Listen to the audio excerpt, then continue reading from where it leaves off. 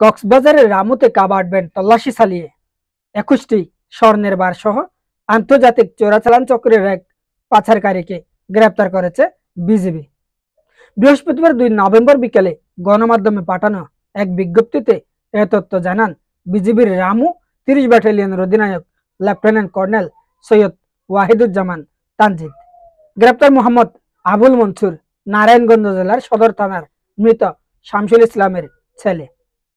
Lieutenant colonel Wahiduzzaman Tanzid বলেন, বুধবার মধ্যরাতে আন্তর্জাতিক চোরাচালান চক্রের এক সদস্য স্বর্ণের একটি চালান নিয়ে বাংলাদেশে ঢোকার খবর পায় বিজিবি। পাচার হয়ে আসা স্বর্ণের চালানটি নিয়ে চক্রটির সদস্যরা যানবাহনে টেকনাফের দিকে আসার খবরে বিজিবির সদস্যরা শহীদ এটিএম জাফর আলম আরাকান সড়কের কক্সবাজার টেকনাফ সড়ক রামু উপজেলার বিজিবি মরিচা চেকপোস্টে নজরদারি জোরদার করে।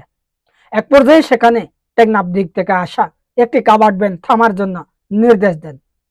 এতে সন্দেহজনক এক ব্যক্তিকে গাড়ি থেকে নামিয়ে তল্লাশি চালানো হয়।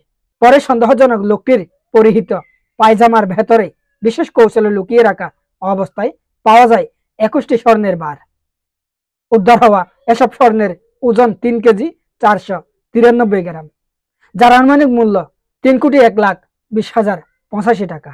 বিজিবির এক কর্মকর্তা বলেন, গ্রেপ্তার ব্যক্তি আন্তর্জাতিক স্বর্ণ চোরাচালান চক্রের একজন সদস্য।